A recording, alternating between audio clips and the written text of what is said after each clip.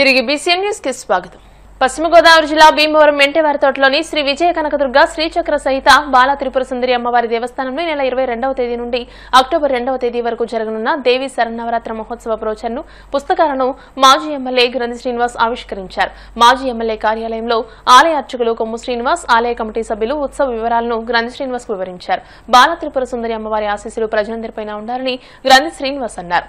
ఆలయ అర్చకులు కొమ్ము శ్రీనివాస్, అభివృద్ధి కమిటీ సభ్యులు మాట్లాడుతూ ఈ నెల 22వ తేదీ నుండి అక్టోబర్ 2వ తేదీ వరకు ఆలయంలో దేవి శరన్నవరాత్రి మహోత్సవాలు నిర్వహిస్తున్నామని, అమ్మవారికి 22వ తేదీన బాల త్రిపుర సుందరి దేవి, 23వ తేదీన గాయత్రి దేవి, 24న అన్నపూర్ణ దేవి, 25న కాత్యాయని దేవి, 26న మహాలక్ష్మీదేవి, 27న లలితాదేవి, 28న చండీదేవి, 29న సరస్వతీదేవి, 30వ తేదీన విజయ కనకదుర్గాదేవి, అక్టోబర్ 1వ తేదీన మహిషాసురమర్దిని దేవి, 2వ తేదీన రాజరాజేశ్వరీదేవి అలంకరణలు చేస్తామని, 4వ తేదీన గ్రామోత్సవం, 6వ తేదీన అన్న సమారాధన నిర్వహిస్తామని తెలియజేశారు. మరి దేశవ్యాప్తంగా ఎంతో ఘనంగా నిర్వహించడం జరుగుతుంది. దాంట్లో భాగంగా ముఖ్యంగా విజయవాడ కనకదుర్గమ్మ వారి సన్నిధిలో ఈ శరన్నవరాత్ర మహోత్సవాలు జరగడంతో పాటుగా మరి మెంటేవారి తోటలో వేంచేసి ఉన్న బాల త్రిపుర సుందరిదేవి అమ్మవారి దేవాలయంలో కూడా ఈ శరన్నవరాత్రి మహోత్సవాలు అక్కడ కమిటీ వారు ఈ దసరా ఉత్సవాలను ఎంతో విజయవంతంగా గత కొన్ని సంవత్సరాలుగా నిర్వహిస్తున్నారు. ఈ యొక్క దసరా ఉత్సవాలే కాకుండా నిత్యము కూడా అమ్మవారి సన్నిధిలో అనేక పూజా కార్యక్రమాలు కానీ హోమాలు కానీ ఎన్నో నిర్వహిస్తూ చుట్టుపక్కల ఉన్న భక్తులందరికీ కూడా అమ్మవారి ఆశీస్సులు అందించే విధంగా అక్కడ పౌరోహితులు, పురోహితుల ద్వారా అనేక పూజా కార్యక్రమాలు నిర్వహిస్తూ గుడిని ఎంతో అద్భుతంగా మరి ఎంతో ప్రసిద్ధి చెందేటట్లుగా భీమవరంలో మరి కార్యక్రమాలు నిర్వహిస్తున్నందుకు ఆ కమిటీ వారికి, పురోహితులకి అందరికీ కూడా నా అభినందనలు తెలియజేస్తున్నా. గతంలో మనం చూసుకుంటే కనుక భీమవరంలో ఒక మీనాక్షమ్మ గారు, మీనా కంపెనీ వారే ఈ శరన్నవరాత్రి మహోత్సవాలు మరి నిర్వహించేవాళ్ళు. ఆ తర్వాత మళ్ళీ మెంటేవారి తోటలోను, అలాగే మనం చూసుకుంటే నాచువారి సెంటర్లోను, ఈ 2 చోట్ల భీమవరంలో ఎంతో ఘనంగా నిర్వహిస్తున్నారు.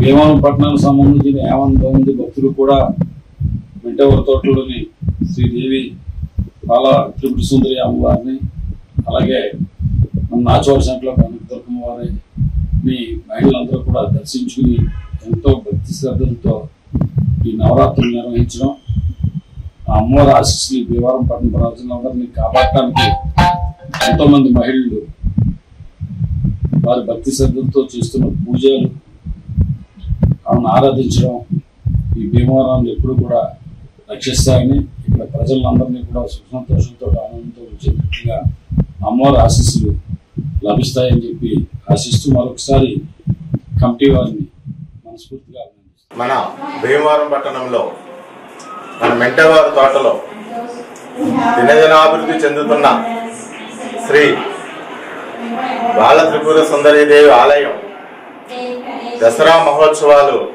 22వ తారీఖు నుండి 2వ తారీఖు వరకు చాలా ఘనంగా నిర్వహిస్తున్నారు. మరి ఉత్సవాల్లో ఉదయం నుంచి సాయంత్రం వరకు ప్రత్యేక పూజలు నిర్వహిస్తున్నారు. వేలాది మంది భక్తులు వచ్చి ప్రతి సంవత్సరం అమ్మవారిని దర్శించుకొని అన్న సమారాధన రోజు తీర్థ ప్రసాదం స్వీకరించి వెళ్తున్నారు. మరి ఇటువంటి దేవాలయం మన మెంటేవారి తోటలో అభివృద్ధి చెందిందంటే చాలా చెప్పుకోదగ్గ విషయం. అలాగే ఈ ఆలయానికి మన మద్దాల సత్యనారాయణ గారు, అలాగే మన రవి, వీళ్ళందరూ కూడా చిన్నమెల్లి రవి, కొమ్ము శ్రీను గారు, మరి ప్రత్యేకంగా పంతులు గారు కొమ్ము శ్రీను గారు నిత్య పూజలు చాలా ఘనంగా నిర్వహించి మరి ఆ అమ్మవారిని చాలా అందరూ దర్శించుకునే విధంగా ఆయన ఏర్పాటు చేస్తున్నారు. అలాగే మరి ప్రత్యేకంగా చెప్పాలంటే మన మాజీ ఎమ్మెల్యే గారు శ్రీ గ్రంథి శ్రీనివాస్ గారు దీనికి ముందుండి అన్ని రకాలుగా నడిపిస్తున్నారు. మరి అందరికీ కూడా ఈ శుభ సందర్భంలో ప్రత్యేక ధన్యవాదాలు తెలియజేస్తూ మరి మాకు కూడా ఈ అవకాశం ఇచ్చినందుకు మన దేవాలయం కమిటీ అందరికీ కూడా ధన్యవాదం తెలియజేస్తున్నాను. తిరుపతిలో జరుగుతున్న మహిళా ప్రజాప్రతినిధుల సాధికార కమిటీల జాతీయ సదస్సులో దివంగత మాజీ సీఎం ఎన్టీఆర్, ప్రస్తుత సీఎం చంద్రబాబు మహిళల అభివృద్ధి కోసం చేసిన కృషిని పలువురు వక్తలు కొనియాడారు. దేశంలోనే తొలిసారిగా మహిళలకు ఆస్తి హక్కు కల్పించిన ఘనత ఎన్టీఆర్దేనని స్పీకర్ అయ్యన్న పాత్రుడు అన్నారు. విద్య, ఉద్యోగాల్లోనూ మహిళలకు రిజర్వేషన్ అమలు చేశారని తెలియజేశారు. అనంతరం చంద్రబాబు 30 ఏళ్ల క్రిందటే మహిళా స్వయం సహాయక సంఘాలను బలోపేతం చేసి మహిళల ఆర్థికాభివృద్ధికి ప్రాధాన్యమిచ్చారని చెప్పారు. ఇప్పుడు మీరందరూ కూడా మహిళలు అని మాట్లాడుతున్నారు. పురంధేశ్ గారు వీళ్ళందరూ కూడా మా అన్నగారు ఎప్పుడో అన్నారు మహిళల గురించి. ఉమ్మడి కుటుంబం సినిమా చూడండి ఒకసారి. లేచింది మహిళా లోకం, దద్దరిల్లింది పురుష ప్రపంచం అని ఆ రోజే అన్నారు అన్నగారు. కొత్త ఏం కాదు.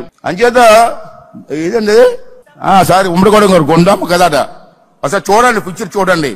ఆ రోజు ఎన్టీ రామారావు గారు అన్నారు లేచింది మహిళా లోకం అని. మహిళల ఆస్తిలో ఒకసారి నందమూరి తారక రామారావు గారి గురించి మీ అందరికి తెలుసు. ఇది గ్రేట్ మ్యాన్, స్వర్గస్థులు అయ్యారు. ఈ రాష్ట్రానికి ముఖ్యమంత్రి చేశారు. ఆ విషయం దేశం అంతా తెలుసు. మహిళల ఆస్తిలో సగ భాగం ఇవ్వాలని చెప్పినట్టు ఏకైక నాయకుడు నందమూరి తారక రామారావు గారు అని చెప్పి సందర్భం మనం చేస్తున్నాం. ఒక తండ్రికి కొడుక్కి ఆశిస్తున్నారు, మహిళలకు ఎందుకు ఇవ్వరని చెప్పి వెలిగెత్తి మాట్లాడి చట్టం చేసినటువంటి వ్యక్తి నందమూరి తారక రామారావు గారు. ఉద్యోగాల్లో, చదువుల్లో రిజర్వేషన్లు ఇచ్చారు. అటువంటి మహానుభావుడు పెట్టినటువంటి పార్టీ తెలుగుదేశం పార్టీ. అతను అడుగుజాడలో ఈ రోజు కూడా మేము నడుస్తున్నామని చెప్పి ఈ సందర్భంలో మీ అందరికీ మనం చేస్తున్నాను. మహిళా శక్తిని సమాజ ప్రగతి శక్తిగా మార్చిన నాయకుడు మన చంద్రబాబు నాయుడు గారు. స్వయం సహాయక బృందాలు SHGS బలోపేతం చేయడం ద్వారా, స్వయం ఉపాధి అవకాశం కల్పించడం ద్వారా, రాజకీయాల్లో మహిళా ప్రాతినిధ్యం ప్రోత్సహించడం ద్వారా ఆయన మహిళా సాధికారత విషయంలో చూపిన దృష్టిని ఈ సందర్భంలో మీరందరూ కూడా ఆలోచన చేయవలసినటువంటి అవసరం ఉంది. ఈరోజు అందరూ మాట్లాడుతున్నాం, కానీ 1999లో శ్రీ నందమూరి తారక రామారావు గారు ఉమ్మడి రాష్ట్రం ఆంధ్రప్రదేశ్కి స్పీకర్గా ఒక మహిళని పెట్టి నడిపిన సంగతి మీరు అందరూ గుర్తు చేసుకోవాలి. ఇది నాట్ ఏ జోక్. ఆ రోజుల్లో ఒక మహిళ స్పీకర్ ఏంటని చెప్పే రోజులు ఆ రోజుల్లో. అయినా మహిళని తీసుకొచ్చి ప్రతిభా భారతి గారిని ఉమ్మడి ఆంధ్ర రాష్ట్రంలో హైదరాబాదులో స్పీకర్గా నియమించిన సంగతి ఒకసారి మీరు అందరూ కూడా గుర్తు చేసుకోవాల్సిన అవసరం ఉంది. అటువంటి నిర్ణయాలు అన్ని రాష్ట్రాల్లో కూడా తీసుకోవాలని చెప్పి ఈ సందర్భంలో మనం చేస్తాను. ఆస్తిలో హక్కు అన్నారు, మగపిల్లవాడితో ఆడపిల్లకు హక్కు అని చెప్పి ఎన్టీ రామారావు గారు చెప్పారు. రాజకీయాల్లో మహిళలు రావాలన్నారు. సర్పంచులు, ఎంపీటీసీలు, జడ్పీటీసీలు, ఎమ్మెల్యేలు, ఎంపీలు అందరికి కూడా ఈరోజు మహిళలకు ఇస్తున్నారు. ఆంధ్ర రాష్ట్రంలో కాదు, రాష్ట్ర వ్యాప్తంగా ఇస్తున్నారు. అదే ఉద్యోగాల్లో రిజర్వేషన్. మరొక విషయం, ముఖ్య విషయం, మన ఆడపిల్లలు చదువుకోవాలని చెప్పి ఇదే తిరుపతిలో పద్మావతి మహిళా యూనివర్సిటీ పెట్టే ఘనత నందమూరి తారక రామారావు గారిని చెప్పి ఈ సందర్భంలో మీ అందరికీ విజయవాడ నగరంలో ప్రజారోగ్యాన్ని కూటమి ప్రభుత్వం గాలికి వదిలేస్తుందని వైసీపీ ప్రతినిధి బృందం మండిపడింది. వైసీపీ అధ్యక్షుడు మాజీ సీఎం జగన్ ఆదేశాలతో డయేరియాతో వణికిపోతున్న న్యూ రాజరాజేశ్వరిపేటలో పార్టీ ప్రతినిధి బృందం పర్యటించింది. అక్కడి రోగులను, స్థానికులను పరామర్శించి ప్రస్తుత పరిస్థితులను అడిగి తెలుసుకుంది. ప్రభుత్వం ఏర్పాటు చేసిన వైద్య శిబిరం అందిస్తున్న వైద్య సేవలను పరిశీలించింది. దాదాపు 700కు పైగా డయేరియా కేసులు నమోదైన నేపథ్యంలో మెడికల్ ఎమర్జెన్సీగా పరిగణించి అత్యవసర వైద్య సేవలు అందించడంలో ప్రభుత్వం తీవ్రంగా విఫలమైందని పార్టీ ప్రతినిధి బృందం ఆగ్రహం వ్యక్తం చేసింది. నామమాత్రపు వైద్య సేవలతో ప్రజల ప్రాణాలతో చెలగాటమాడుతున్నారని ధ్వజమెత్తింది. జగన్మోహన్ రెడ్డి గారి యొక్క ఆదేశాల మేరకు, అంటే ఒక రాజకీయ పార్టీగా ఈ ప్రాంతంలో జరుగుతున్నటువంటి ప్రజల యొక్క సమస్యని, ప్రజలు పడుతున్నటువంటి ఇబ్బందుల్ని అటెండ్ అవ్వాలని ఈ గుడ్డి ప్రభుత్వానికి, మోగ ప్రభుత్వానికి, ఈ చేతగాని ప్రభుత్వానికి ప్రభుత్వం మీద ఒత్తిడి తీసుకురావాలనే ఉద్దేశంతో ఈ రోజు మేమందరం కూడా ఇక్కడ రావడం జరిగింది. నిజ నిర్ధారణ కమిటీ 5 రోజులు అయినప్పటికీ కూడా ఈ డయేరియాకి గల కారణాలు, ఈ వ్యాధి వ్యాపించడానికి గల కారణాలని మేము పదే వైఎస్ఆర్ కాంగ్రెస్ పార్టీ అడుగుతున్నప్పటికీ కూడా ఈ జిల్లా యంత్రాంగం దానికి గల కారణాలని ప్రజల ముందు పెట్టేటటువంటి ప్రయత్నం చేయట్లేదు. ఈరోజు మా ప్రతినిధి బృందం అంతా కూడా పోలీస్ స్టేషన్కి బ్యాక్ సైడ్ ఉన్నటువంటి కొన్ని బజార్లో తిరిగితే వారందరూ కూడా చెప్పినటువంటి విషయాల్ని హృదయ విదారకంగా ఉన్నాయి. ప్రతి ఇంటికి కూడా, ప్రతి గడపకి కూడా ఆ కుటుంబంలో 2-3 హాస్పిటలైజ్ అయినటువంటి పరిస్థితి, డయేరియా వచ్చినటువంటి పరిస్థితి, వాంతులు విరోచనాలు అయ్యి జ్వరంతో ఇబ్బంది పడుతున్నటువంటి పరిస్థితి, గవర్నమెంట్ హాస్పిటల్కి వెళ్ళి డిశ్చార్జ్ అయినటువంటి వాళ్ళు, గవర్నమెంట్ హాస్పిటల్ మీద నమ్మకం లేక, ప్రభుత్వం మీద నమ్మకం లేక, ఈ క్యాంపుల మీద నమ్మకం లేక ప్రైవేట్ హాస్పిటల్కి వెళ్ళి లక్షల్లో వేలు దారపోసి ఆరోగ్యాన్ని బాగు చేయించుకున్నటువంటి పరిస్థితి ఈ రోజు కనపడతా ఉంది. ఎందుకని మీరు ఈ దుస్థితికి, ఈ పరిస్థితికి ప్రభుత్వము అచేతనంగా మారిపోయింది? ప్రభుత్వం ఎందుకని చర్యలు చేపట్టలేకపోతా ఉంది? ఇప్పటికీ కూడా ఉదాహరణకి ఈ రోజు ఈ డివిజన్ లో ఉన్నటువంటి 15-20 వేల మంది జనాభానే మీరు డోర్ టు డోర్ సర్వే చేయలేకపోయారంటే, ఈ క్షణం వరకు కూడా door to door survey complete కాలేదు అంటే, door to door survey complete కాకపోవడం బట్టి నరసింహ మృతి చెందాడు. డోర్ టు డోర్ సర్వే కాకపోతే ఈ రోజు ఉదయం దుర్గా అనే మహిళ మృతి చెందింది. అయినా కానీ మీకు చీమ కుట్టినట్లేదా? ప్రజల యొక్క ప్రాణాలు పోతా ఉంటే, హాస్పిటల్ అయిపోతా ఉంటే, సామాన్యులు పేదవారు ఏ రోజుకు ఆ రోజు సంపాదించుకునే వాళ్ళు హాస్పిటల్ అయిపోతే, ఇప్పటికే మీ లెక్కల ప్రకారమే దాదాపుగా 500 మంది ఇబ్బంది పడతా ఉంటే, దీన్ని హెల్త్ ఎమర్జెన్సీ కింద ప్రకటించాల్సినటువంటి అవసరం ఉన్నదా లేదా అని చెప్పి అడుగుతా ఉన్నాం ప్రభుత్వాన్ని. వార్తలు ముగించే ముందు ముఖ్యాంశాలు మరోసారి. యూరియా అతి వాడకంతో క్యాన్సర్ వచ్చే అవకాశాలున్నాయన్న సీఎం చంద్రబాబు. రైతులకు మైక్రో న్యూట్రియంట్స్ ను సప్లిమెంట్లుగా ఇవ్వాలని అధికారులకు సూచన. కూటమి ప్రభుత్వంపై సోషల్ మీడియాలో వైసీపీ తప్పుడు ప్రచారం చేస్తోందన్న మంత్రి నాదెండ్ల. గతంలో ఎప్పుడూ ఇలాంటి నీచ రాజకీయాలు చూడలేదని ధ్వజం.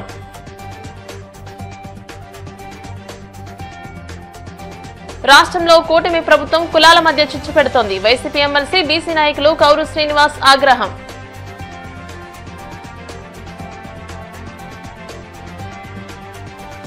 భీమవరం మెంటేవారి తోట బాలా త్రిపుర సుందరి అమ్మవారి ఆలయంలో దసరా ఉత్సవాల బ్రోచర్స్ ను, పుస్తకాలను ఆవిష్కరించిన మాజీ ఎమ్మెల్యే గ్రంథి. ఈ వార్తలు ఇంతటితో సమాప్తం. మరిన్ని వార్తల కోసం BC and digital YouTube channel, Facebook page ని ఫాలో అవ్వండి. అప్డేటెడ్ వార్తల కోసం ప్లీజ్ సబ్స్క్రైబ్.